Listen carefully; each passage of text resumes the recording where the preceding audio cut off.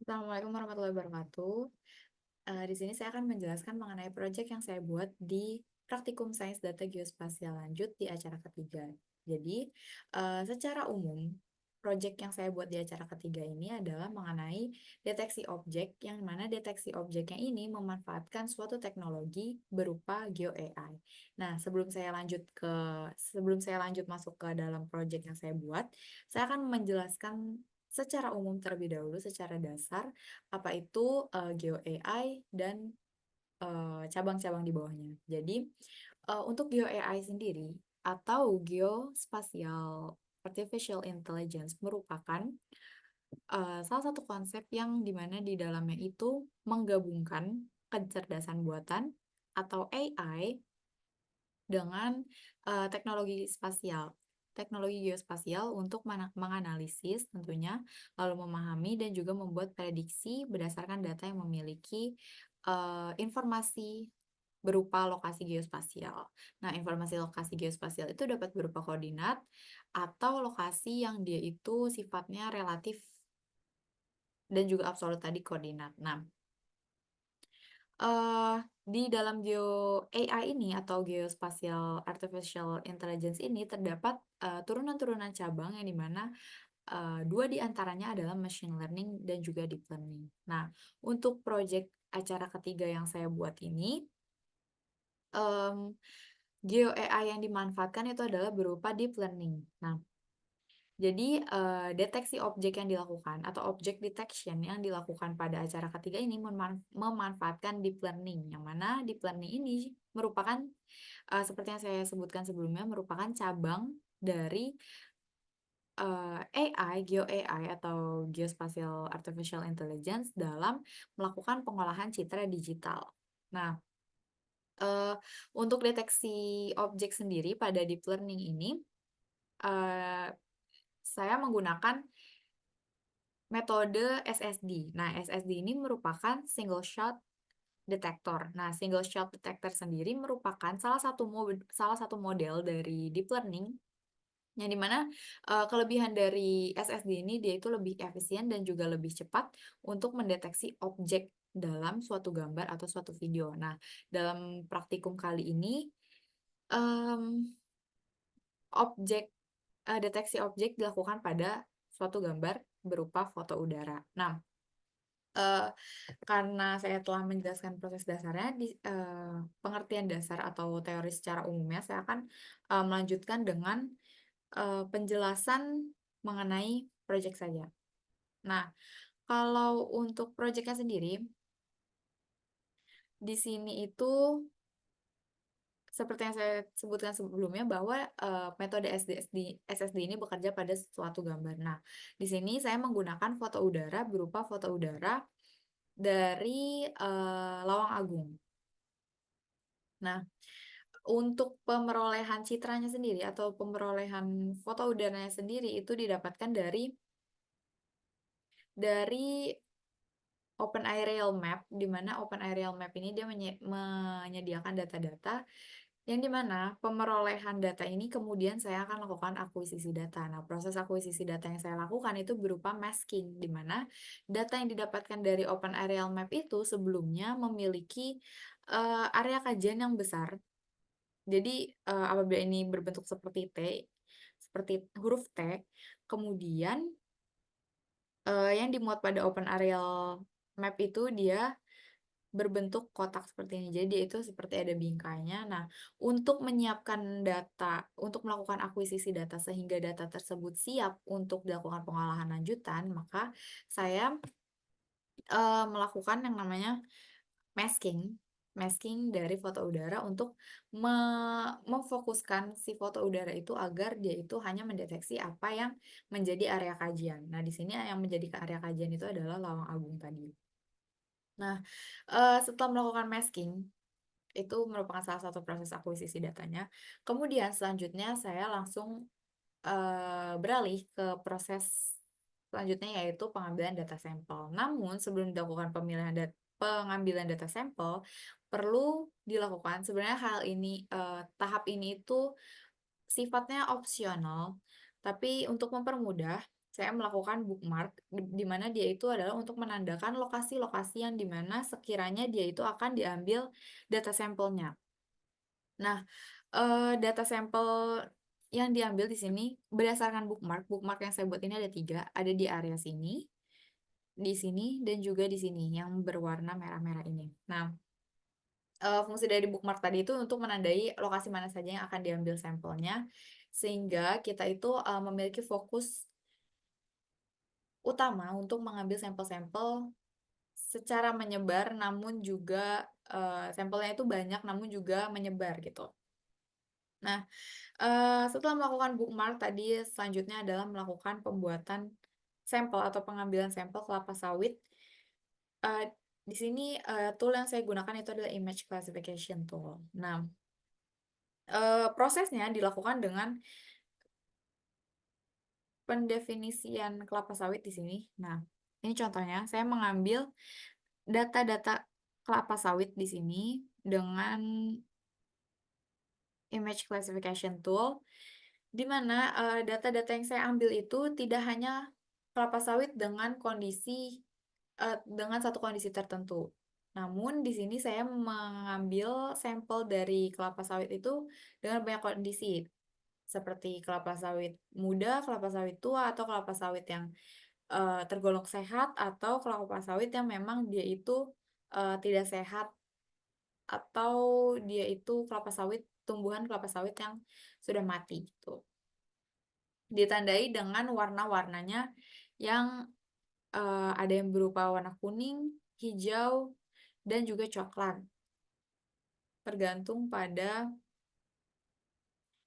kondisi dari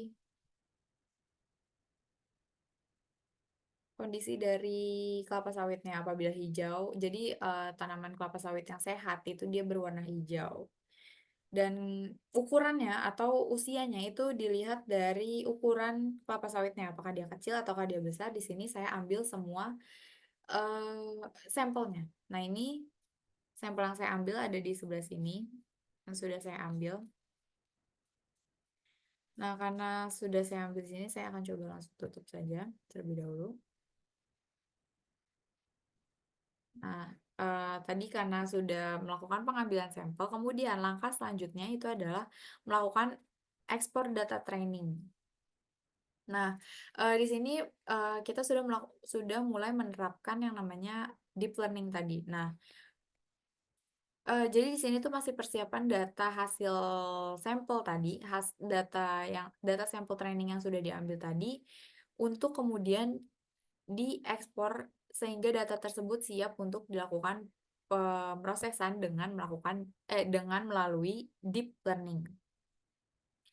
Nah, dalam ekspor ini kemudian, setelah melakukan ekspor, kemudian barulah dilakukan pemodelan data training dengan tool Train Deep Learning Model. Nah, di pemodelan ini dia prosesnya sudah mulai menggunakan yang namanya deep learning. Nah, kalau untuk di pemodelan data training ini menggunakan tool Train Deep Learning Model, yaitu dia itu mengatur beberapa parameter di sini. Di sini bisa dilihat.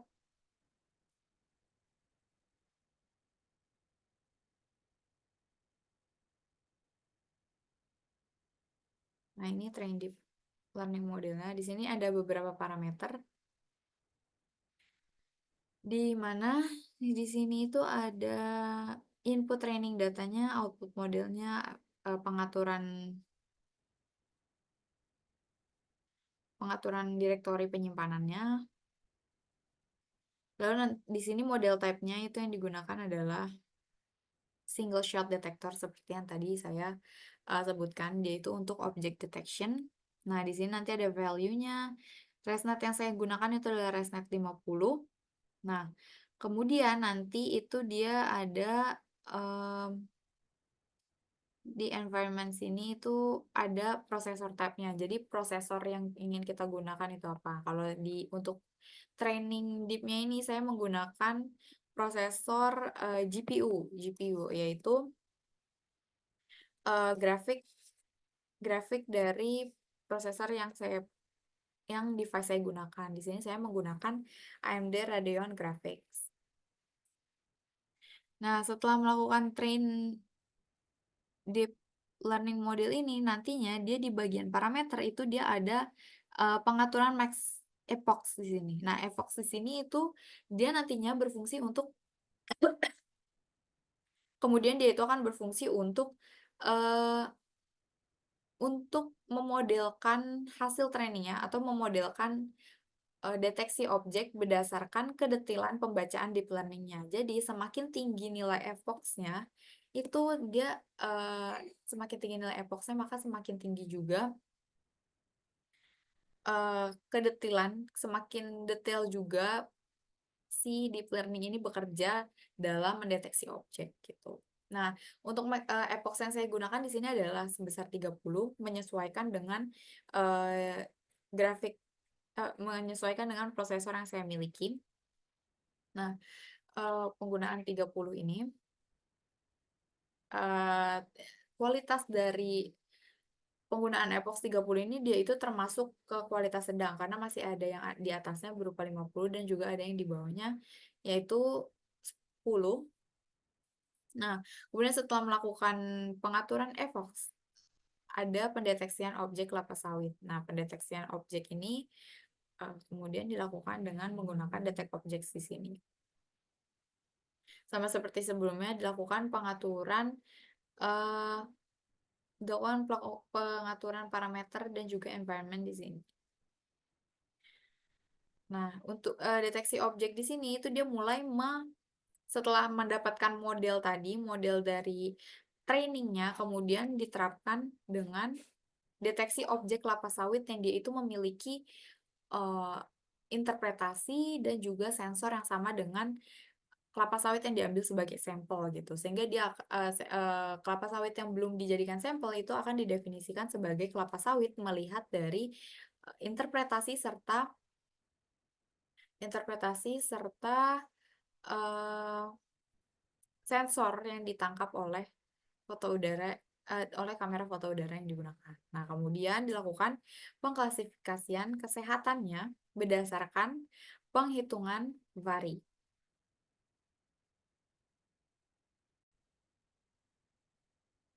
Nah, karena kita telah mendapatkan objek mana saja yang merupakan kelapa sawit di sini, kemudian dilakukan penghitungan vari atau dia itu merupakan visible atmospherically resistant index, di mana vari ini merupakan indeks vegetasi yang dia itu mendeteksi tingkat kesehatan dari suatu tanaman. Nah, dia ini kerja Ferry ini dia itu menggunakan spektrum cahaya tampak. Nah, kemudian uh, untuk mendapatkan nilai kesehatan dari masing-masing kelapa sawit yang ada di sini, jadi dikelaskan gitu melalui klasifikasi. Lalu setelah didapatkan kelas visualisasinya, dia akan uh, jadi nilainya itu dia akan divisualisasikan dalam bentuk klasifikasi. Nah, setelah dilakukan visualisasinya, lalu dilakukan penghitungan buffer, di mana buffer ini berfungsi untuk menghitung besar kecilnya si tanaman kelapa sawit untuk menilai apakah kelapa sawit ini tuh termasuk tua atau muda dalam uh, rentang kesehatannya gitu. Nah, setelah itu karena sudah mendapatkan nilai kesehatan dan juga ukuran dari kelapa sawitnya, dilakukan penggabungan data dan melakukan visualisasi dari kesehatan kelapa sawit berdasarkan penghitungan vari yang telah dikelaskan. Nah, jadi mungkin sekian penjelasan dari langkah-langkahnya. Di sini saya akan menampilkan hasil-hasil yang saya dapatkan melalui proses yang telah saya lakukan. Nah, pertama tadi ada hasil akuisisi data. Sebelumnya telah saya sebutkan kalau akuisisi data di sini itu berupa masking dari berupa awalnya itu melakukan pengunduhan data dari OpenAerial Map di sini, lalu kemudian dilakukan masking sehingga data tersebut hanya memuat area kajiannya. Karena kalau tidak mau hanya memuat area kajiannya, nantinya area-area di luar kajian itu, area-area yang masih dalam foto udara tersebut, namun dia itu telah di luar area kajian ini, akan ada kemungkinan dia itu eh, akan akan teridentifikasi sebagai objek juga gitu. Makanya di sini dilakukan masking. Jadi ini hasil akuisisi datanya. Kemudian ada sampel trainingnya. Nah, hasil kedua itu berupa sampel training yang tadi saya telah tampilkan. Di sini ada sampel trainingnya, ada sebanyak 307 sampel. Saya ada 307 sampel yang dimana saya sebarkan di sini, ditandai dengan warna merah ini, dan saya ambil juga ada yang kuning, ada yang hijau, ada yang kecil, ada yang besar, lalu di sini juga ada, ini lebih banyak identifikasinya. Lalu di sini juga ada pengambilan sampelnya. Nah, kemudian di hasil dari proyek yang saya dapatkan ini ada model grafik training data. Jadi, uh, sampel data training yang telah saya tampilkan tadi, hasil sampel data training yang telah saya lakukan, modelnya itu kemudian dimodelkan dalam suatu grafik. Nah, grafiknya itu dimuat dalam suatu HTML di sini. Akan saya buka HTML-nya.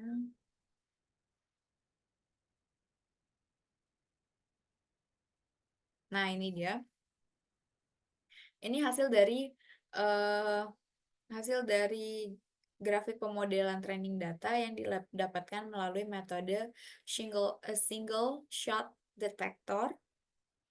Di sini terdapat prosesnya, grafik pemrosesannya, di mana yang warna biru ini merupakan data training dan yang oranye ini merupakan validasi datanya. Sehingga di sini ada rata-rata nilai presisi dari pengambilan training data pohon kelapa sawit sebesar 0,1929 438769999 di sini. Nah, di sini ada sampel results-nya, ada eh, objek-objek dari pengambilan sampel pohon kelapa sawitnya juga. Nah, kemudian yang terakhir itu ada vari dan juga kesehatan pohon kelapa sawit di Lawang Agung. Nah, di sini hasil terakhir itu ada berupa klasifikasinya. Di sini hasil perhitungan vari yang saya dapatkan itu diklasifikasikan dalam 4 kelas. Di mana yang paling rendah itu ada berupa minus 0,0978 sampai 0,21, lalu ada 0,21 sampai dengan 0,095, 0,095 menjadi 0,16, 0,016 menjadi 0,28. Nah, untuk hasilnya sendiri yang didapatkan itu, sini saya akan matikan dulu sampelnya.